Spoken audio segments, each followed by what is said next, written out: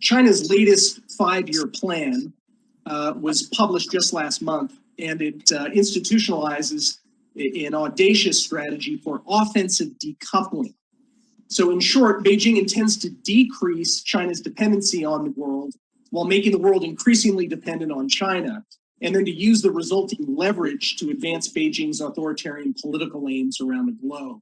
Now, fortunately, the United States, our allies in much of the world have wised up to Beijing's goals.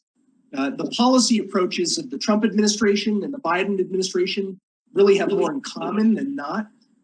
Allies are generally following America's lead on this, and new legislation, including the Strategic Competition Act and the Endless Frontiers Act, are expressions of the bipartisan consensus on Capitol Hill to counter Beijing's economic and other forms of aggression. So as these bills are fine-tuned before making their way into law, there are 3 quick principles that I'd like to share that I think would be useful to keep in mind.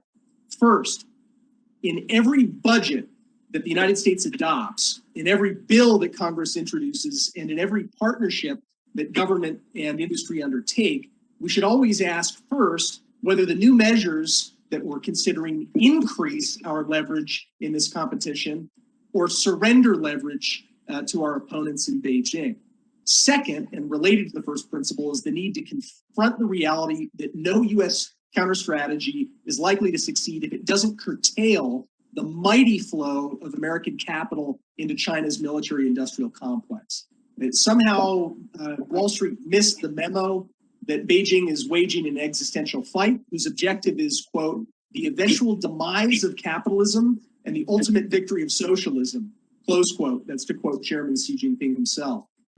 And third and finally, our democratic ideals have the virtue of being not only the thing that we fight to protect, but also are the sharpest tool in our toolkit. Beijing has weaponized almost everything it can think of. It's weaponized trade, data, loans, fishing vessels, social media, diplomats, genetics, you name it. But the one thing that the Communist Party cannot weaponize effectively is what it stands for, because the only thing it stands for is its own power. So we must never, ever neglect the advantage that our values provide us in this fight. And